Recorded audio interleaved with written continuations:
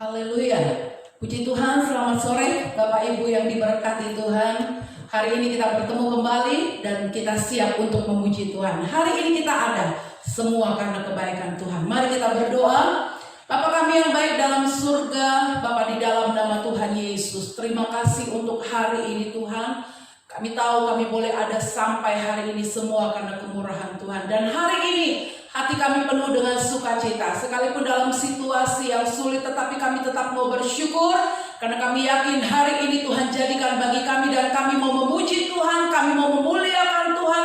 Kami mau bersorak bagi Engkau karena Engkau hadir di tengah-tengah kami. Berkati ibadah kami Tuhan, berkati kami semua. Kami siap untuk memulai ibadah kami di dalam nama Tuhan Yesus. Haleluya. Amin. Bapa kau setia, Bapa kau mulia. Dia adalah Bapa kita yang setia. Haleluya. Terima kasih Tuhan. Terima kasih.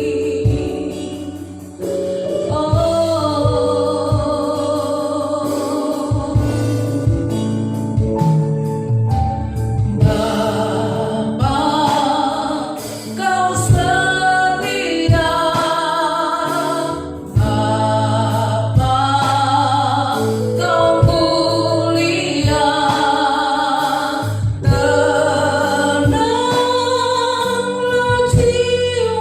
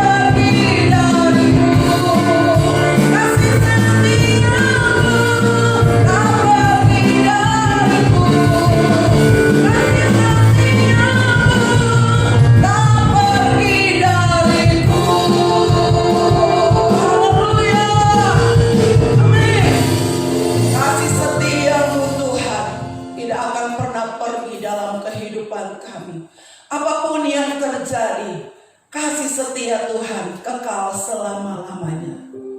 Sekalipun kita harus berjalan di dalam lembah yang kelam, pemazmur katakan, di situ ada Tuhan.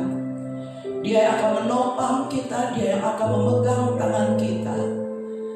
Bahkan Dia yang akan menyelamatkan kita, memberi kekuatan dan kemenangan kepada kita. Mari Bapak Ibu yang diberkati, kita siapkan hati kita untuk mendengarkan kebenaran firman Tuhan yang tidak pernah berubah dan tidak akan pernah berubah, yang akan menguatkan dan meneguhkan kita.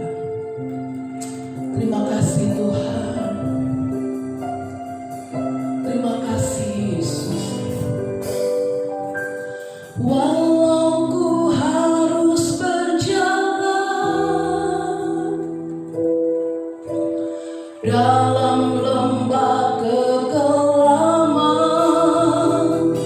perlindungan-Mu, oh Tuhan, nyatalah bagi hidupku. Tiada pernah sedetik pun, tiada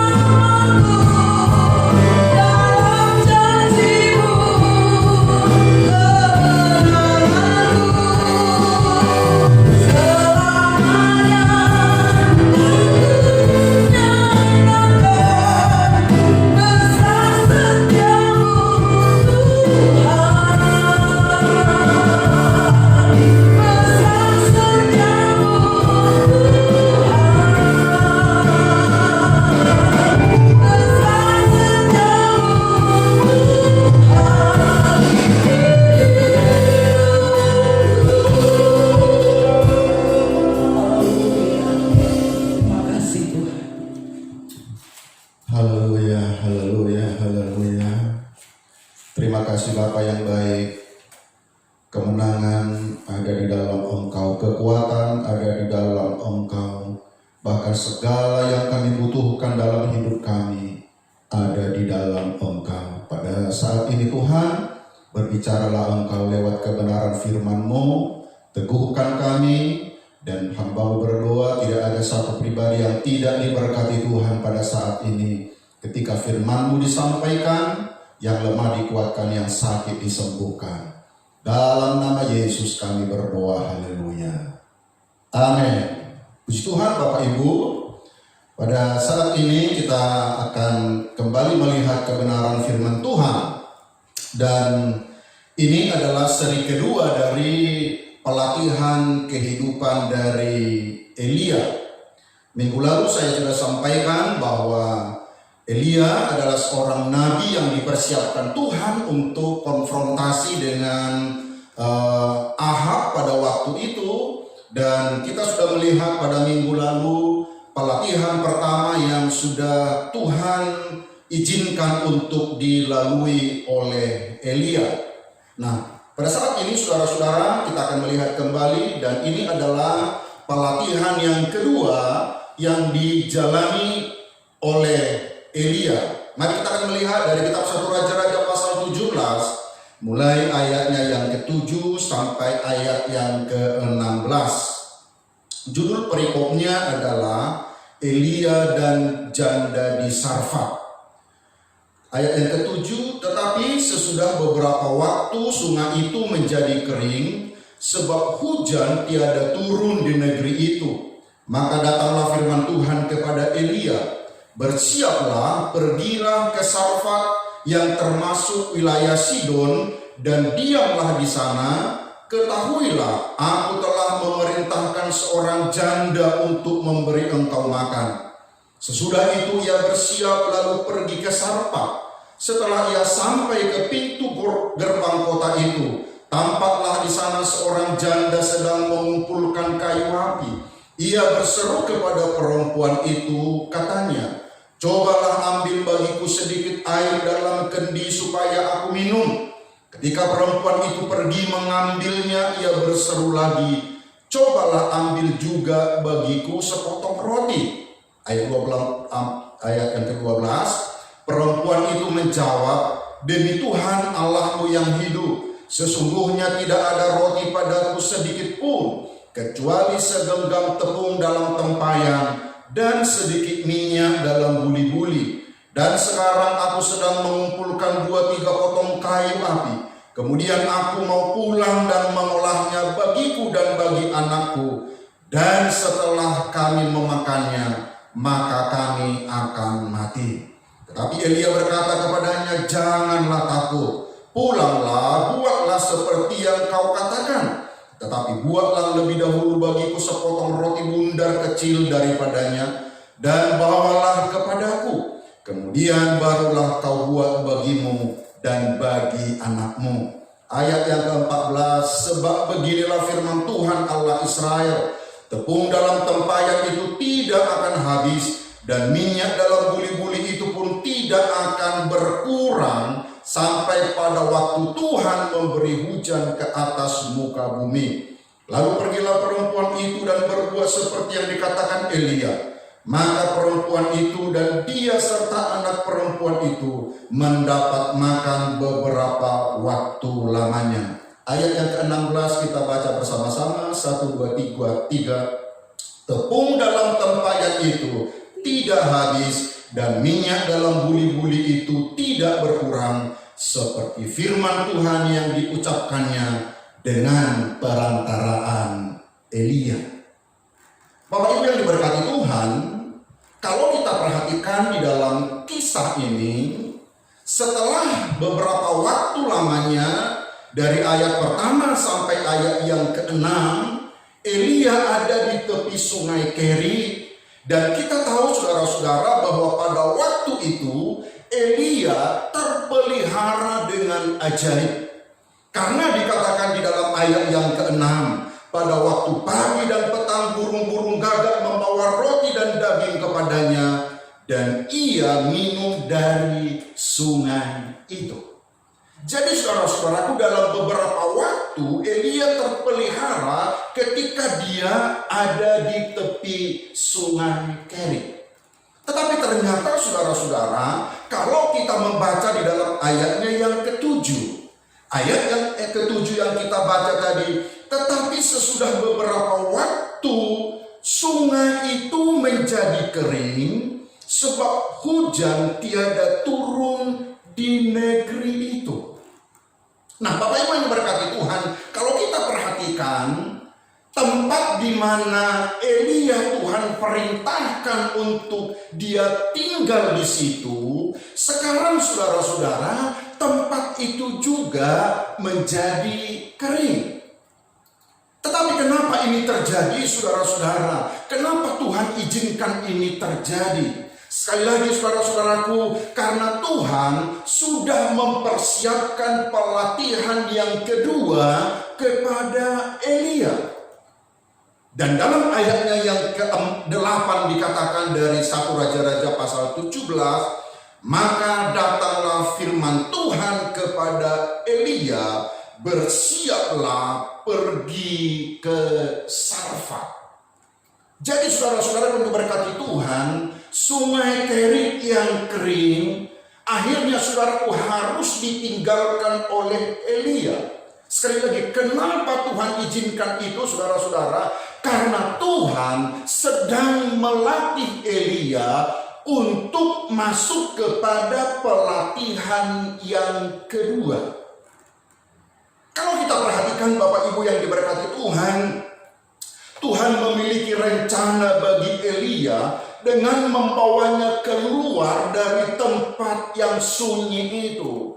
Tuhan membawa Elia keluar dari tempat di mana dia terisolasi selama ini. Dan saya katakan tadi saudara-saudaraku, karena Elia harus masuk kepada pelatihan rohani yang kedua. Ayat yang ke-8 dan ayat yang ke-9, khususnya ayat 9, Bapak Ibu perhatikan. Bersiaplah, pergilah ke Sarfat yang termasuk wilayah Sidon, dan diamlah di sana. Ketahuilah, aku telah memerintahkan seorang janda untuk memberi engkau makan. Jadi dari tepi sungai Kerit dia harus tinggalkan itu, saudara-saudara. Kalau saudara perhatikan di halaman terakhir dari Alkitab saudara tentang Atlas Alkitab, sebenarnya tepi sungai Kerit dengan Sarfat ini satu tempat yang cukup jauh. Jadi Elia harus meninggalkan sungai Kerit dan sekarang dia menuju ke Sarfat. Nah, menarik sekali kalau kita perhatikan arti kata Sarfat, tempat yang akan dituju oleh Elia. Sarfat itu artinya melebur, atau kata bendanya itu bisa diterjemahkan dengan ujian. Maka kita bisa mengerti saudara-saudara, tempat ini adalah tempat yang diciptakan oleh Allah untuk memurnikan sang nabi dan membuat perbedaan yang besar dalam kehidupannya.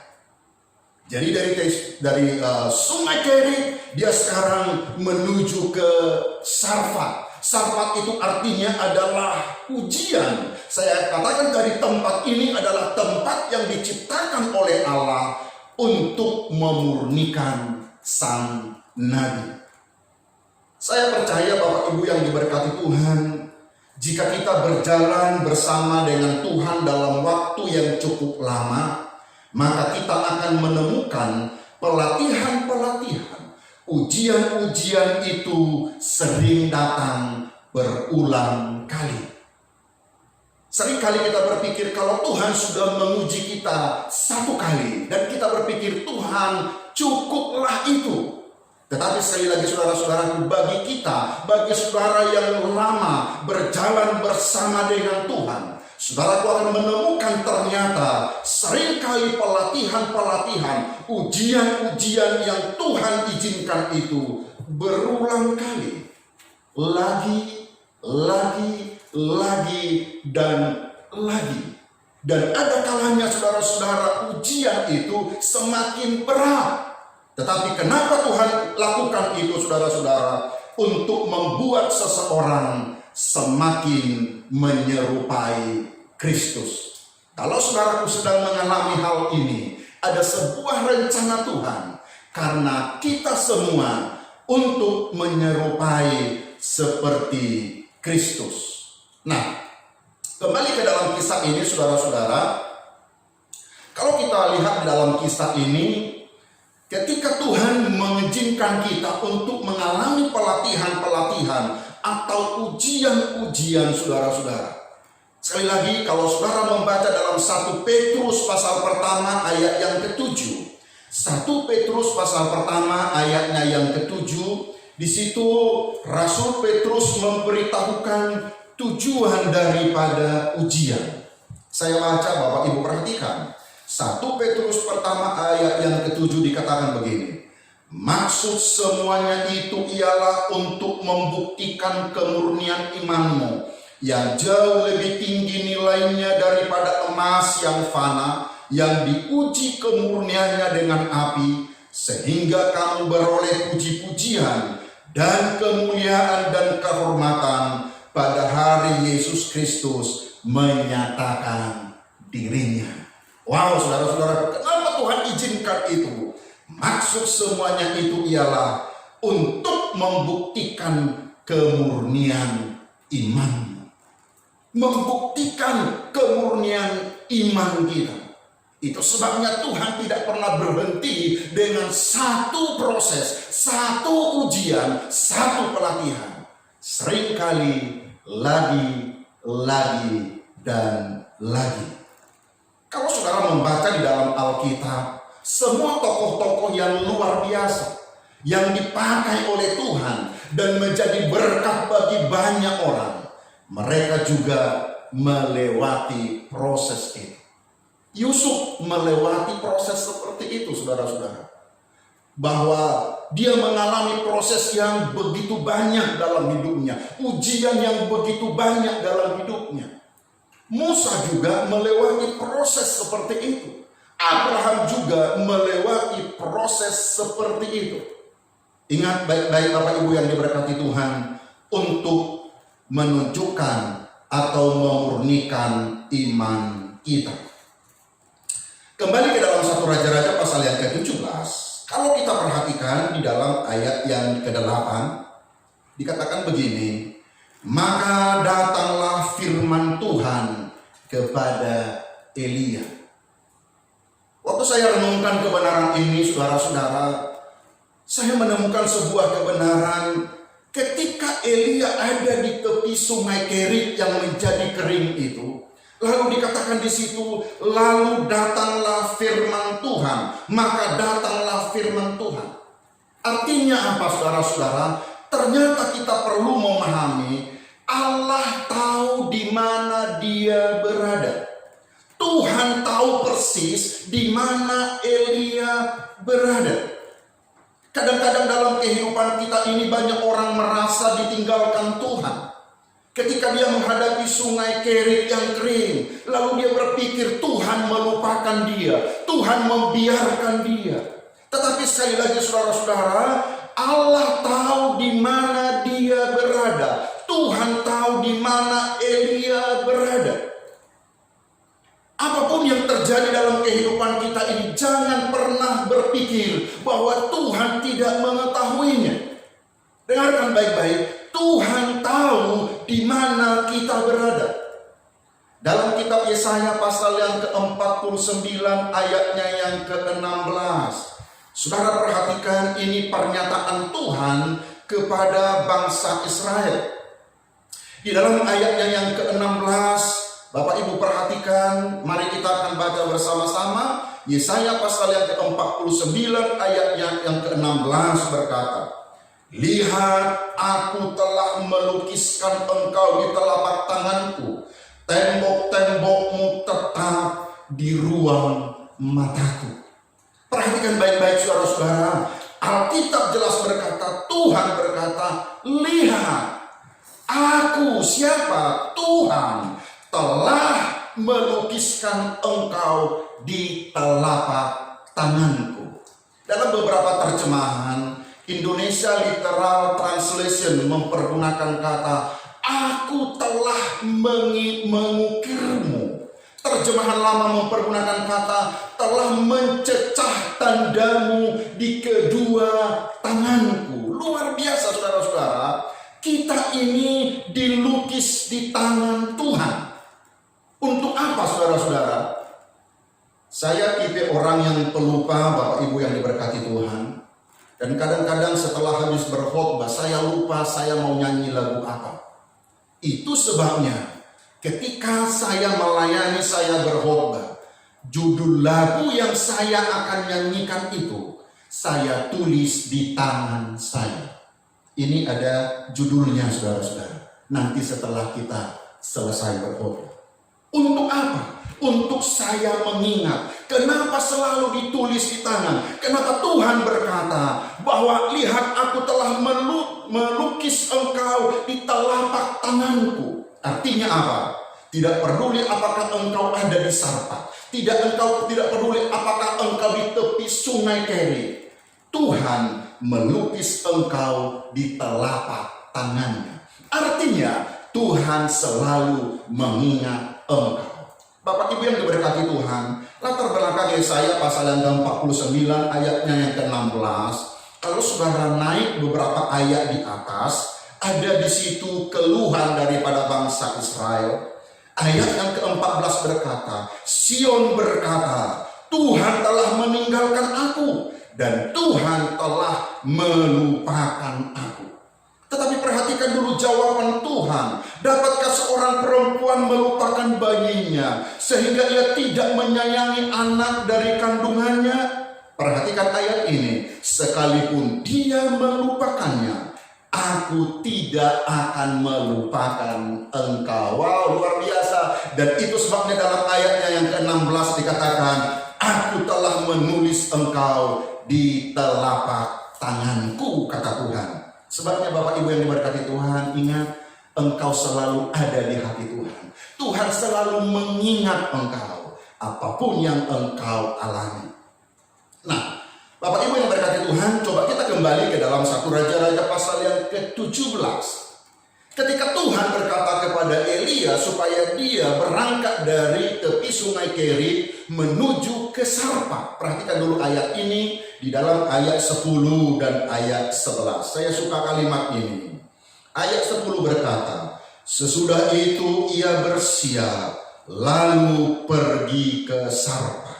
Perhatikan dulu kata ini. Sesudah itu ia bersiap lalu pergi ke Sarpat. Ingat, di dalam pelatihan pertama, di dalam ayat yang kelima juga muncul kata ini. Dia pergi. Saya katakan tadi saudara-saudara bahwa ini Elia adalah seorang yang begitu taat kepada firman Tuhan. Dia begitu taat kepada perkataan Tuhan. Ketika ada perintah dari Tuhan, ia langsung lakukan. Nah, coba kita perhatikan dalam kisah ini. Ketika dia berangkat, saudara-saudara, dia berangkat dari tepi sungai Kerit menuju kepada Sarpat. Coba perhatikan ayat 10.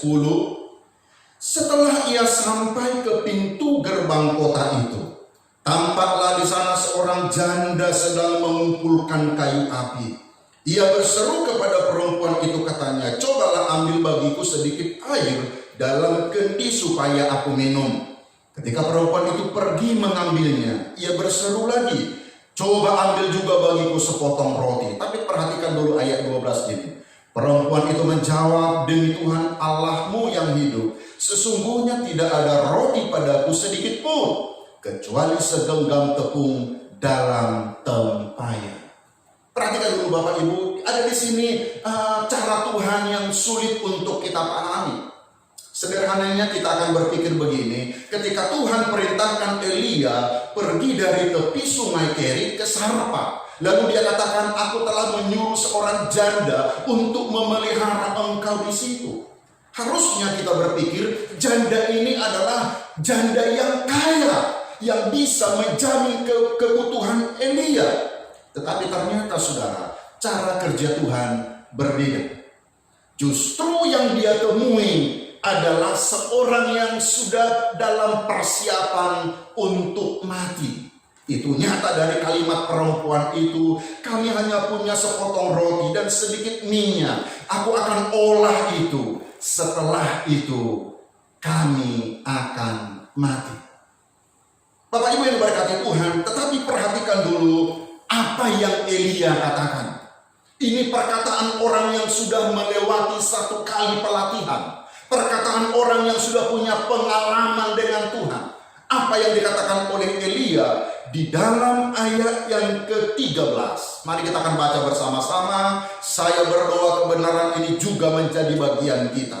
Ayat 13 berkata, tetapi Elia berkata kepadanya, janganlah takut, pulanglah, buatlah seperti yang kau katakan, dan seterusnya. Kenapa dia berkata, jangan takut? Karena dia sudah punya pengalaman. Dari ayat pertama sampai ayat yang ke-6, pelatihan pertama yang dialami oleh Elia, dia sudah buktikan Tuhan itu memegang janjinya. Tuhan itu setia dengan perkataannya. Ketika kita taat, ketika kita lakukan firman Tuhan, maka kita akan melihat penyediaan dari Allah, pemeliharaan dari Tuhan.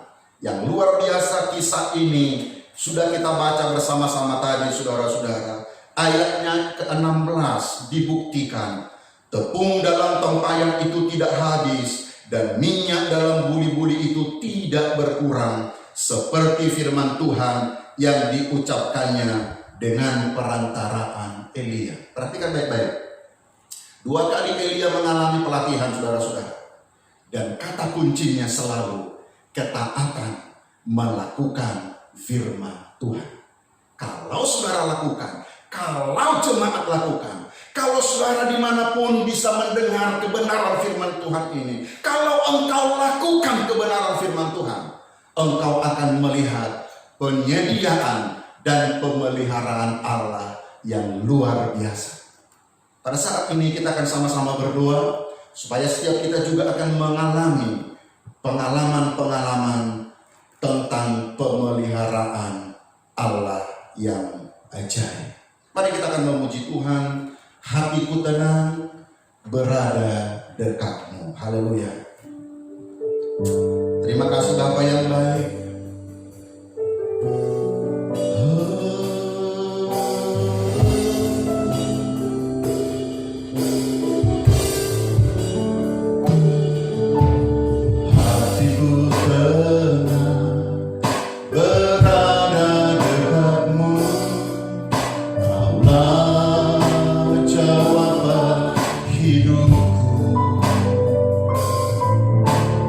Hatiku tenang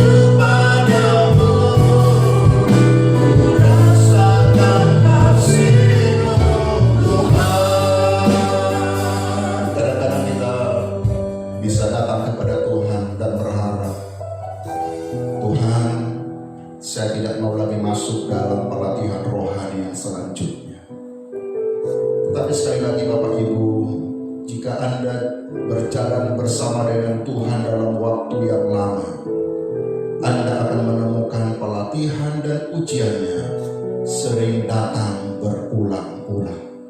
Tujuannya apa? Membuat seseorang semakin seperti Kristus. Kalaupun ada di antara kita pada hari-hari ini, Tuhan izinkan dalam banyak hal mengalami ujian-ujian rohani.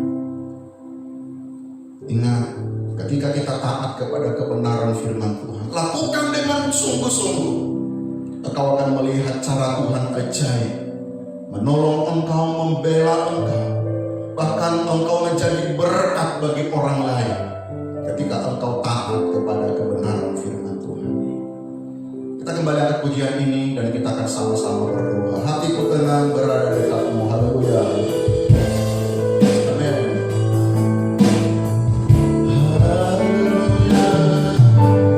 Hatiku tenang berada dekatmu. Jawaban hidupku. Hatiku tenang berada dekatmu. Pelihara hidupku. Pertolonganmu begitu ajaib. Kaulah memikat hatiku. Di saat aku tak sanggup lagi, di situ tanganmu bekerja.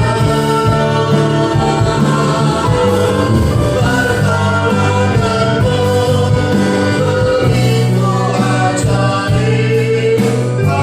Kaulah memikat hatiku.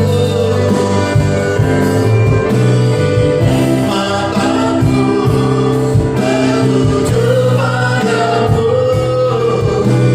rasakan kasih pertolonganmu begitu ajaib.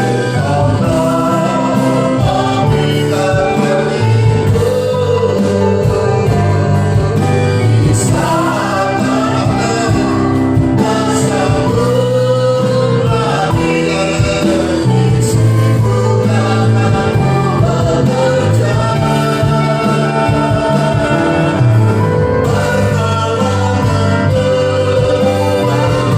begitu ajaib.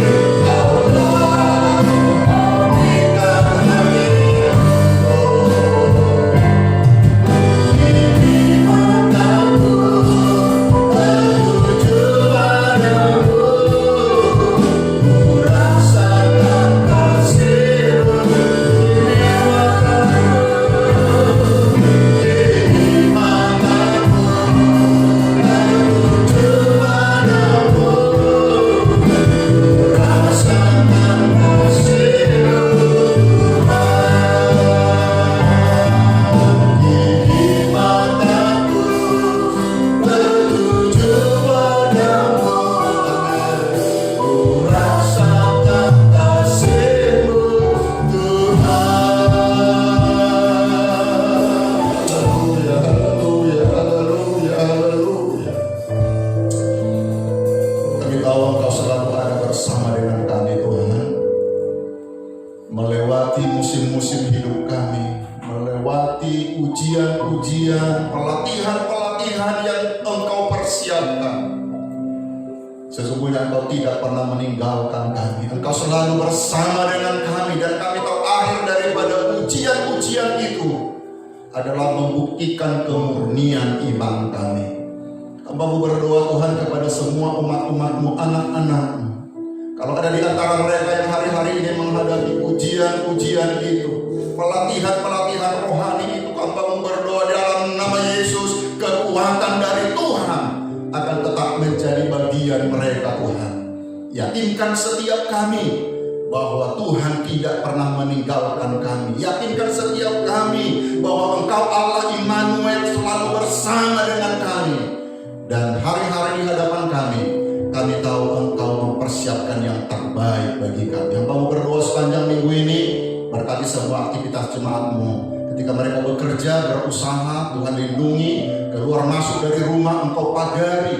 Bahkan semua anak-anak kami, mulai dari yang terkecil, Tuhan berkati semua. Terima kasih Bapak yang baik. Kami bersyukur, kami akhiri persekutuan kami. Mari Bapak Ibu, kita akan terima berkat Tuhan. Dan sekarang saudaraku, pulanglah dengan membawa berkat daripada Allah Bapa, kasih sayang daripada Tuhan kita Yesus Kristus, persekutuan Allah Roh Kudus tinggal menyertai kita dari saat ini sampai selama-lamanya. Dalam nama Tuhan Yesus yang diberkati Tuhan, sama-sama katakan amin.